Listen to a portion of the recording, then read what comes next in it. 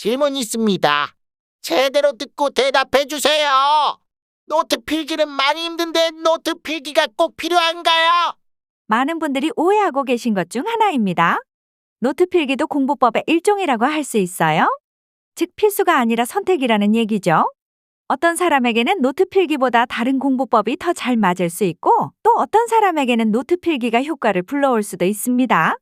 노트 필기에 앞서서 노트 정리라는 공부법이 자신에게 과연 적합한가를 곰곰이 생각해 보는 게 우선이라고 봅니다. 이 공부법이 자신에게 맞는지를 잘 모르겠다 하시는 분들은 한번 시도해 보는 것도 나쁘지 않습니다.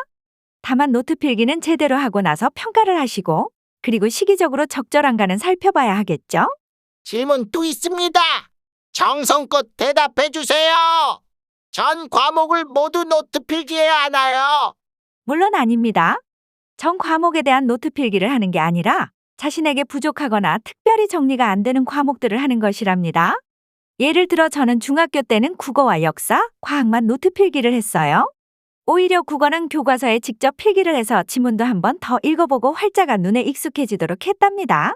그리고 고등학교 역사도 교과서에 있는 문장과 사진이 수능과 직결되어 시험에 그대로 나오기 때문에 역사 교과서에 치중해야 하는 것이 사실입니다.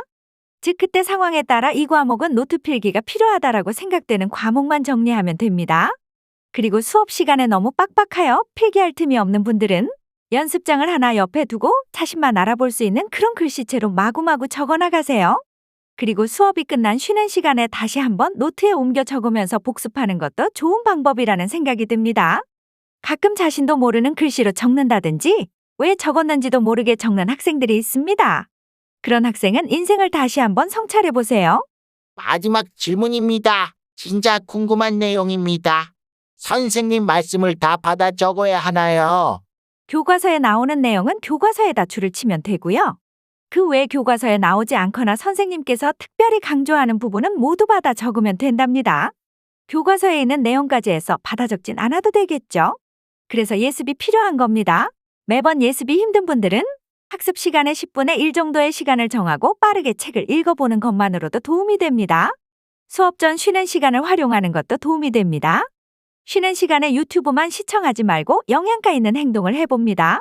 그럼 마지막으로 어떻게 효율적으로 국어 공부를 할 수 있는지 말씀해 주시죠. 네, 그게 궁금한 거군요. 할 말이 조금 길 수 있으니 시끄럽게 떠들지 말고 잘 들으세요. 교과서에 정리하기. 수업 시간에는 필기할 일이 많은데요. 보통 학생들은 옆에 정리할 노트를 하나 펴놓고 수업을 듣습니다. 수업을 들으면서 교과서 보랴, 노트에 정리하랴, 수업에 집중하기 어려워 보입니다. 그때에는 선생님이 설명하시는 것과 교과서의 내용을 교과서의 빈 공간에 정리해 봅시다. 이 방법을 사용하면 정리 내용을 보면서 교과서의 내용도 다시 보게 되어 일석이조랍니다.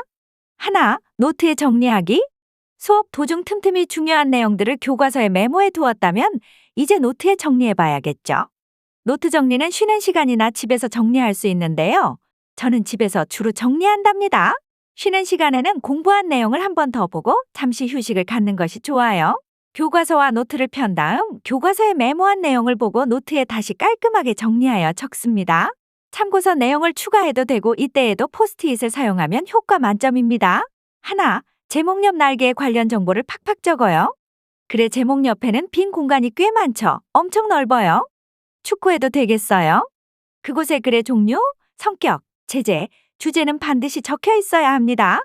글의 종류를 가르쳐주지 않고 이와 같은 종류의 글의 특징을 골라라라는 문제가 출제되는 경우가 많거든요. 또한 이렇게 정리하는 습관을 갖게 되면 시험 기간에 글의 제목만 봐도 아하, 이 글은 어떤 종류의 글이구나, 이런 내용을 말하려고 이 글을 썼지라고 기억해낼 수 있기 때문입니다. 아주 중요한 습관이라 생각해요. 하나, 부족한 부분은 포스트잇을 써서 보충해요. 기본적인 추가 설명은 날개 부분에 적으면 되죠. 하지만 내용이 많으면 포스트잇이나 다른 별도의 종이를 사용하여 필기한 다음 해당하는 곳에 척척 붙여놓으면 좋습니다. 나중에 볼 때 뿌듯하기도 하지만 무엇보다 다른 책을 들춰보지 않아도 교과서로만 내용 정리가 된다는 장점이 있어요. 하나, 국어가 제일 중요하죠. 국어 수업은 손이 바쁜 시간이에요. 필기할 내용은 많아서 밀려가는데 선생님께서는 왜 이리 빨리 수업 진행을 하시는지 입에 모터가 달렸어요. 그래서 나중에 필기를 다 하고 교과서를 펼쳐보면 글의 갈래나 특징들은 검정색 펜으로 쓰고 빨강색 펜과 파랑색 펜으로 내용을 덧붙여가요. 그리고 교과서 본문 사이사이에 필기할 때에는 대부분 빨강색으로 필기한답니다. 교과서 본문이 검정색으로 쓰여져 있기 때문에 같은 검정색으로 쓰면 잘 안 보일 수가 있거든요.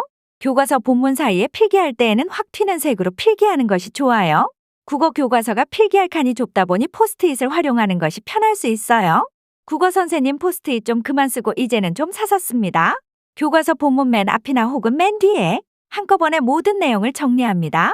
그래서 그 페이지를 보면 이 글의 전체적인 특징을 한눈에 알 수 있도록 하는 거죠. 손을 움직이자. 수업 시간에 손을 움직인다. 핸드폰을 꺼내 문자를 하라는 이야기일까요? 절대 아니죠. 잘못하면 죽어요. 펜을 잡고 손을 움직이라는 의미예요. 바로바로 필기입니다. 그냥 눈과 귀로만 끄덕끄덕 이해하고 넘어간다면 절대 오래 기억에 남지 못해요. 사람의 망각 속도는 굉장히 빠르다는 거 아시죠? 사람의 망각 때문에 공부할 때는 복습이 필요하죠. 들었던 내용을 한 번에 암기할 수 없으니까요. 그럴 때 수업 시간에 필기한 내용을 갖고 공부를 해야 합니다. 노트 필기를 하면서 보충으로 채워나가는 거죠.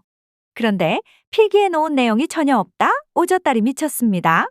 다시 공부할 때 선생님께서 수업 시간에 어떤 내용을 중점적으로 설명하셨는지 기억나지 않겠죠? 손을 계속 움직이고 받아 적으려 하다 보면 졸음도 오지 않을 거예요. 오답노트는 꼭 안 만들어도 됩니다.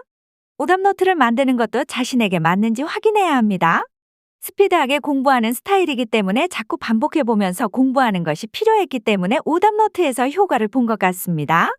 자신이 어떤 스타일인지 꼭 따져보고 선택하세요. 하지만 만든다면 오답노트의 목적을 기억해야 합니다.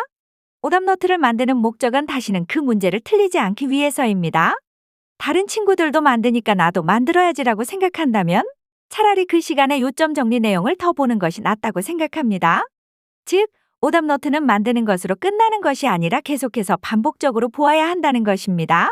보고 또 봐서 그 문제의 요점이 무엇이고 내가 어떤 개념이 부족해 틀렸는지를 알아내야 하는 것입니다.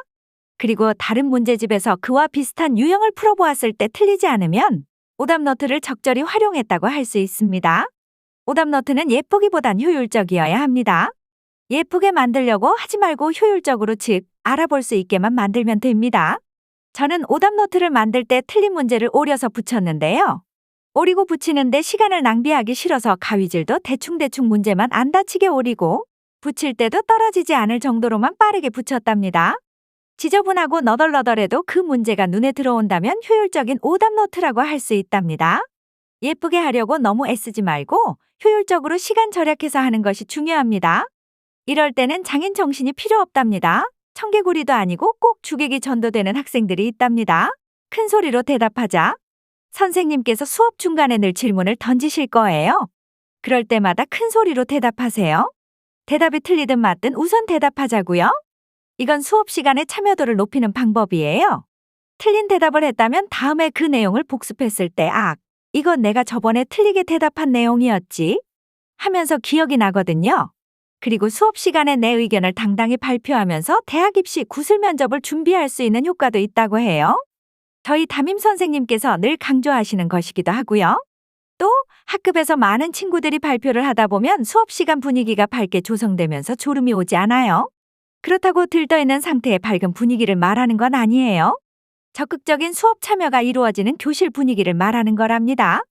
눈치도 없이 까불고 깐죽거리는 학생이 있는데 잘못하면 대학 못 갑니다. 선생님과 눈을 마주치자. 저는 수업을 받을 때 보통 선생님과 눈을 마주치려 노력해요. 선생님과 눈을 마주치며 수업을 받게 되면 수업의 참여도도 높아지고 선생님이 저를 바라보고 있다는 생각에 졸려도 꼭 참고 깨어나려 노력하거든요. 그리고 더 좋은 건 선생님과 친밀해질 수 있다는 점이에요. 수업 시간에 많은 학생들 중에서 선생님과 자주 눈을 마주치며 열심히 필기하는 학생은 성실한 학생이구나 라고 인식하신답니다. 제 이름을 선생님이 빨리 기억하시기도 하고요. 눈은 째리면 안 됩니다. 최대한 장화 씨는 고양이처럼 몽글몽글하게 쳐다보세요. 선생님과 친해지면 많은 정보를 얻을 수 있습니다. 어떤 친구들은 선생님과 친해지기를 겁내하면서 친구들과는 사이가 굉장히 좋은 아이임에도 불구하고 선생님들께는 수업 태도가 좋지 않은 학생으로 낙인되는 경우도 있어요. 그럼 본인에게 마이너스가 되는 일이랍니다. 선생님과는 친밀하게 지내는 게 좋아요. 대학을 가고 싶다면 말이죠. 오답노트는 개념 정리가 확실히 된 상태에서 만들어야 합니다. 오답노트를 만들기 전까지는 개념 정리 완료가 전제되어야 합니다. 개념 정리도 제대로 안 되고 외우는 것도 완벽히 외우지 않고 문제를 풀면 의미가 없습니다. 똥인지 된장인지 구별을 할 줄 알아야겠습니다. 그리고 노트를 만드는 것보다 중요한 것은 개념 정리와 암기잖아요. 이 점 꼭 기억하세요. 말씀 잘 들었습니다. 노트 필기 1등급 공부법이라는 책을 약간 변형하여 요약했습니다. 책에는 더 많은 정보가 있습니다. 물론 날개달기 국어학원에서는 이 모든 것을 활용하고 있습니다. 여러분도 다양한 학습을 통해 자기만의 방법을 찾으시기 바랍니다.